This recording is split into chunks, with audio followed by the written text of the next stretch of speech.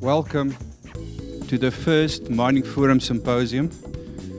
It's been a dream for a team of about 5-6 people for the last year, and we're here and it's happening. This is not a marketing event. This is not where we're going to sell anything, talk about products. This is where we're going to learn. What is your experience? What is your relevant experience in the mining industry? What kind of profile do you have, if it's maintenance or operations or blasting or what it is? What I'd like to do today is give you a flavour of Africa. This is very much the philosophy of Sandvik, and it's very much the philosophy of our customers. If we can't mine safely, we shouldn't do it. My body is now going to represent a drill steel in a bent hull or a deviated hull. I am going to rotate 100 times per minute now.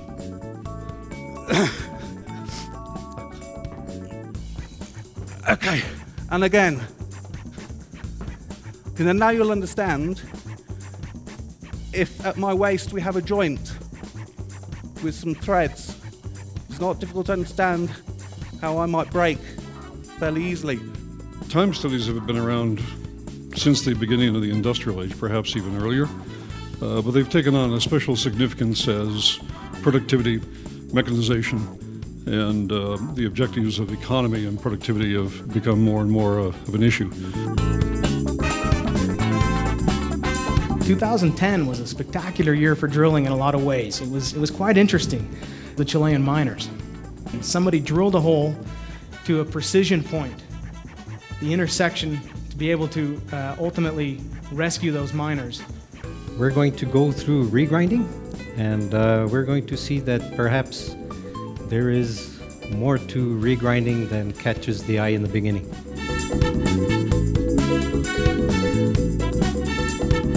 When we planned this seminar, we identified that air was so important that we split it off as its own section, because it applies equally to top hammer, DTH, and rotary. And rather than repeating ourselves, we pulled it out.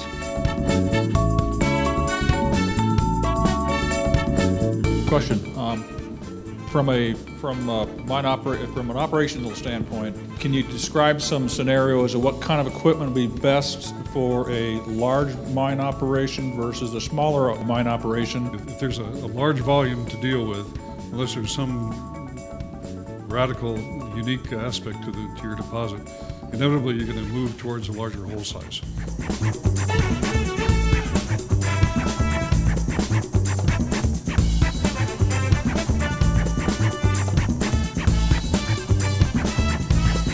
Today we will have a busy day, and that's why we have to start right at 8:15. And you can't do both. You can't do production and RC with the same drill. It has to be dedicated. Will the drill rig perform for the duration of the shift? How often will it fail during that shift? How will that affect me?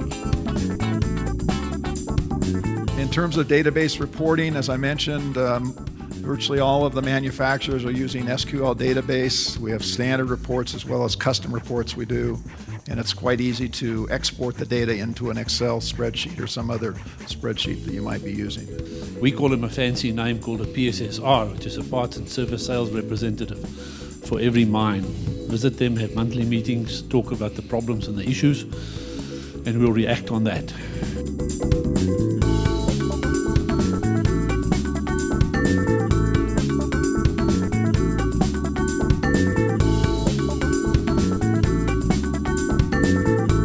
Often I think in the blasting people forget in the mining environment, and that they tend to not really look at the total performance and how much the effect of the blasting and the drilling can make on the total performance of their system, of their factory that is actually producing a metal or an ore.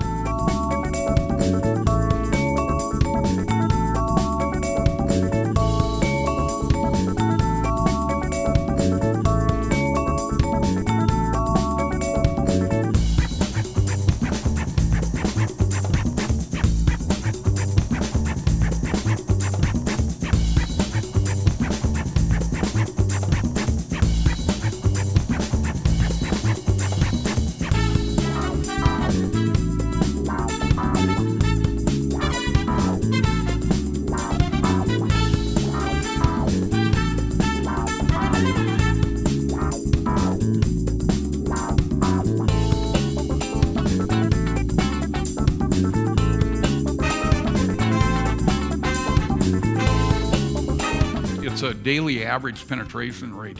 And the idea here is it's a fourth degree polynomial. And the idea is that you're going to have a penetration rate, and it may increase and increase. And there may be a point where the penetration rate drops off so dramatically that it's economical to prematurely remove that bit from the drill. What I'm trying to get at is, if Thunderbird was to look at marketing a system like that in South Africa, it would definitely be a pertinent point to try and convince the authorities. Okay, no, thanks a lot. It's just something to think about. Thank you. First one, good old-fashioned hard work. Second one, rigorous personal development. Third one, unshakable courage. Fourth one, relentless teamwork. And the fifth one, leading from the front. This is what we can do for the people who are less fortunate than ourselves. So we've got a couple of our mates here, and what we do is we've got a check over there. Everybody that's participated in this, thank you very much on behalf of Compass.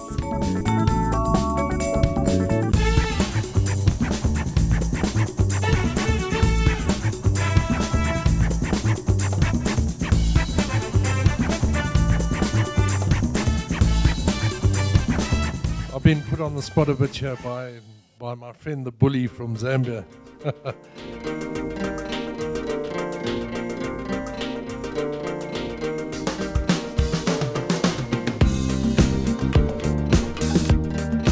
Suppliers can interact with their customers and understand what their customers' needs are, and at the same time train the customers in the most up-to-date knowledge and techniques and equipment that we can supply.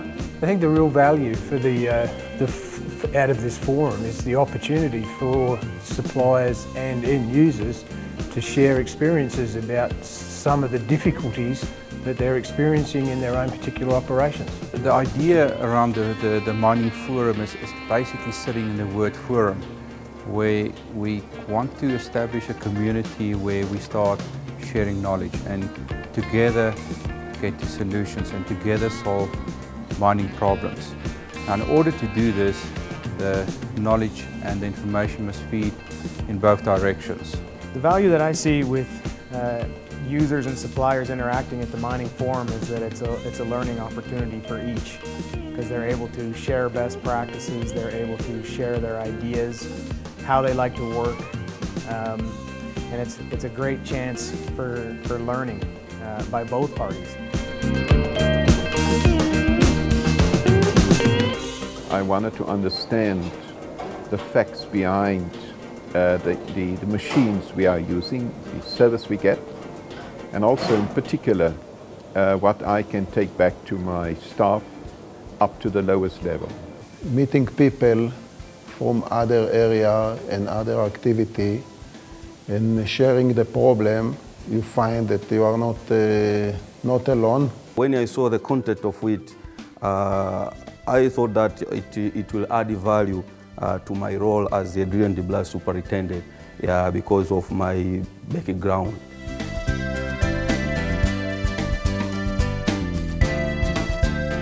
There was a certain concern that we felt that there was going to be Sandvik product thrust down our throats, but it wasn't anything like that. It was very much a generic look at drill and blast and how items that were brought up in the topic, in the structure, could actually add value to a person's business, whether they're using the Sandvik product or not. So it was a pleasant surprise in that regard, and it's been a great learning.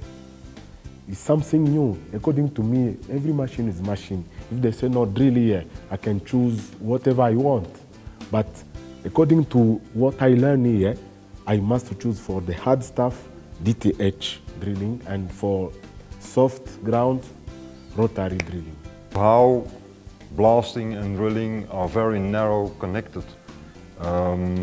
We have large experience in loading and hauling, and completing this now with drilling and blasting is certainly an added value. The new innovations that haven't really been applied yet on mine sites or in the classroom for that purpose.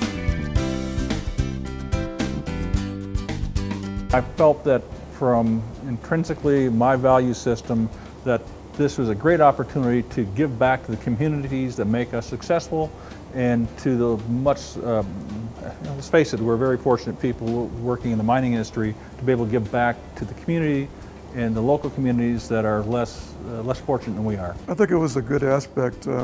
Mining does not exist by itself. It's part of the community. It's part of the region that it's located in, and you have to participate in the community and give back something after taking something out. So this was a very good aspect. Being such a large company, I know that we can also share of some of the fortunes that we have to those less fortunate in these communities. So it's something that's important to me personally, and I think it agrees with the core values of our company.